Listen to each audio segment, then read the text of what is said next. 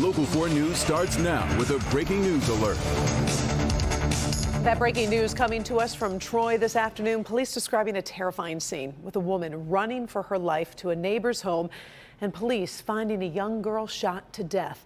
They're on the scene putting the pieces together while our Local 4's Priya Mann is there as well following the investigation. Priya, what are police saying right now?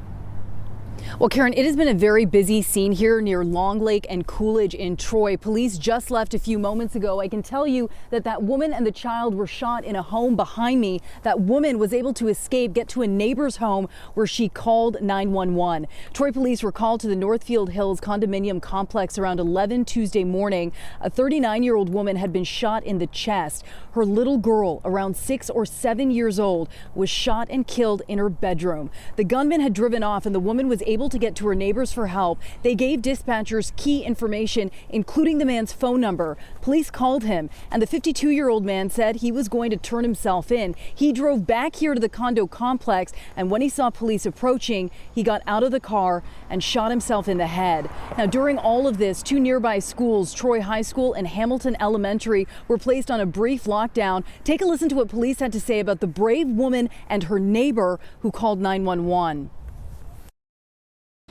That had to be really, I'm just, alerted by pounding at your door and to bring her in and provide, again, key information to our call taker and really help our officers, kind of guiding them to what we could do to help out. And a ton of credit to the neighbor, ton of credit to the victim that was shot, was able to evacuate herself from the house and alert us of what was going on. And that woman was rushed to the hospital. She is expected to survive. Sadly, her young daughter was shot and killed. It's not clear if police had been called here before, but neighbors say there was a history of domestic violence here. Again, just tragically, a young girl killed in her bedroom. Her mom able to escape, get to a neighbor's house, call 911, and police are still investigating. They have also recovered that firearm. Reporting live in Troy, I'm Priya Mann, Local 4. Horrible, horrible story. All right. Thank you, Priya. We'll check back with you tonight at 5. We do have some breaking news that crews are actually on the scene right now battling a fire over in Shelby Township. It's happening at 22 Mile Road at Lutz Roofing. That's between Shelby and Ryan Roads. We're told a second alarm was called at about 3:10, and firefighters from other communities are assisting as well. No injuries have been reported. We are monitoring the situation. Of course, we'll bring you updates as we learn more. The accused shooter in the Oxford High School shooting will remain in the Oakland County Jail. A judge has denied a request to transfer Ethan Crumbley to the Children's Village. That's a facility for teens. The 15-year-old will stay in the jail but away from adult inmates until his trial. Crumbley is charged with murder and other crimes for the deadly shooting last November. The defense will pursue an insanity defense. His parents, James and Jennifer Crumbley, are facing involuntary manslaughter charges. Now moving to the war in Ukraine, Russia stepping up its attacks on crowded urban areas, and the Ukrainian President Vladimir Zelensky says, quote, "Nobody will forgive, nobody will forget."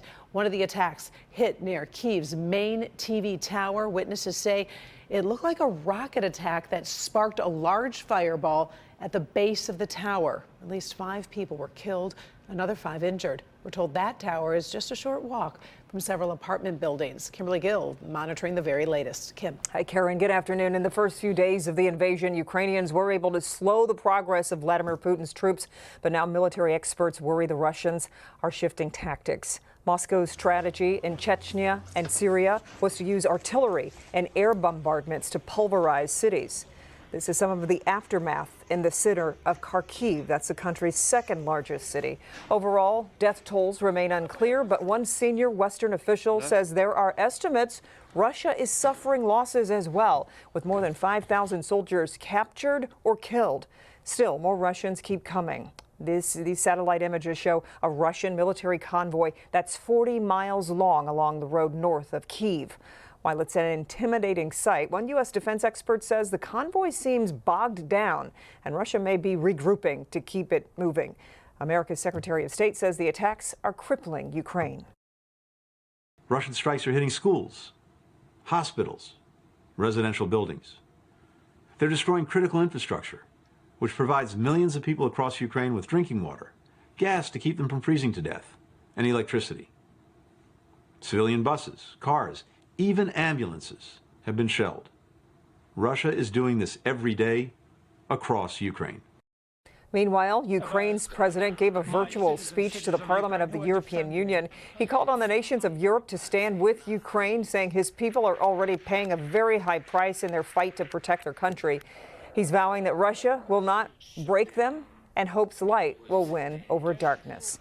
Throughout Ukraine, civilians are once again spending their night huddled in shelters, basements, or corridors, trying to stay safe. More than 500,000 have already fled the country. One woman says it's a nightmare that cannot even be explained with words. So, Karen, certainly tough images to watch, tough for most of us to even imagine what they're going through. For now, we'll send it back to you. All right, we do appreciate it. Sure Thank you, thing. Kim. We will have another update on the situation in Ukraine in 1 hour on Local 4 News at 5. Tonight at 6, many parents are facing questions from their kids about the war. Experts are breaking down how you can help them better understand with different advice for different age groups. I know we had that conversation in our house just a couple nights ago. NBC Nightly News continuing its coverage of the war at 6:30 with reporters all around the world, all on Local 4. Now, no doubt, President Biden will be talking about the war in tonight's State of the Union address. Since taking office, he's faced one crisis after another. Senator Debbie Stabenow says Michigan voters should expect to see the president address issues we care about. Certainly his economic agenda has Michigan on every single page. It's about manufacturing, making things in America, bringing jobs home, cutting costs for people. And by the way, if you really want to cut your gas costs at the pump, buy an electric vehicle and you can drive right by the gas station. So, and that's where we're leading to.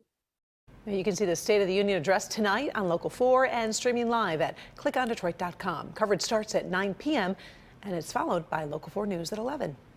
The case moves forward for 3 of the men charged in an alleged plot to kidnap Governor Whitmer. Joseph Morrison, Pete Musico, and Paul Beller will stand trial on supporting terrorism charges. Today, a judge denied a motion that the trio were entrapped by the FBI. All 3 are accused of aiding 6 others who have also been charged. They're due back in court September 12th. 5 others have been charged in state courts. Investigators could be moving closer to finding the cause of a mysterious leak in flat rock found in the Huron River. Several agencies, including the EPA and the Michigan Department of Environment, Great Lakes and Energy, have been on the scene for about a week now. And from what we understand, they found an underground storage tank, and that could be the source. Samples have been taken for chemical fingerprinting, and they are waiting for results. We're following this closely for you. All right, let's take a peek at that first forecast. Some of you can see a little bit of light rain, maybe a wintry mix tonight. Andrew Humphrey is tracking who might be affected the most. Hey, Andrew.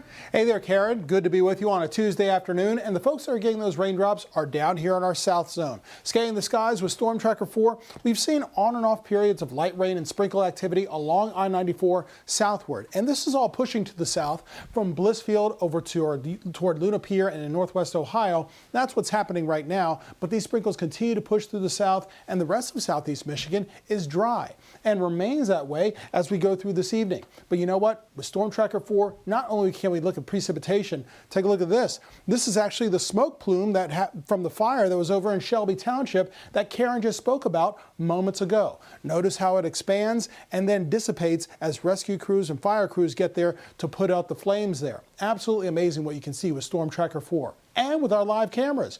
We're looking live at downtown Detroit, a mixture of clouds and sunshine. Clouds winning out here, but guess what? Temperatures have risen to 50 degrees. Now, we'll see temperatures in the 40s this evening, then 30s as we get closer to midnight tonight, still remaining dry. But more raindrops and snowflakes in our future for tomorrow. We'll talk about that and your 7-day forecast coming up. All right, we appreciate it. Thanks, Andrew.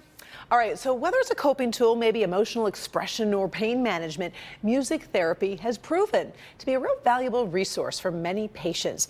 With today being World Music Therapy Day, our Megan Woods takes us inside a local program and shows us the difference it's making.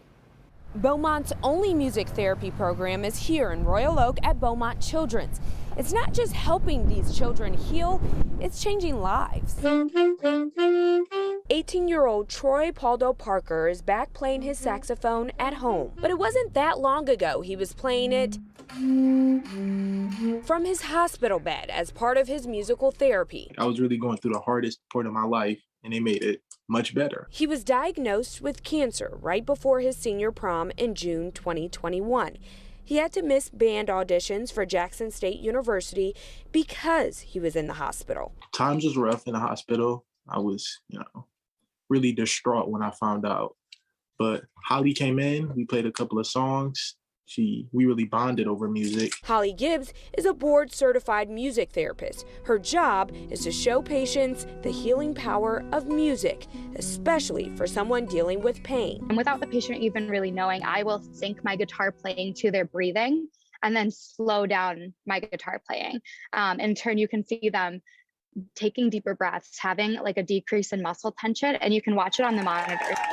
And Troy was just one of her many patients. I think that it helped him really find himself again in the hospital environment. Since the pandemic, she's helping a lot more mental health patients. She says music therapy can be a way to reset at home. You start by making a playlist. This whole song to focus on your breathing, or a song with a slow beat so you can really slow down and pay attention to the lyrics.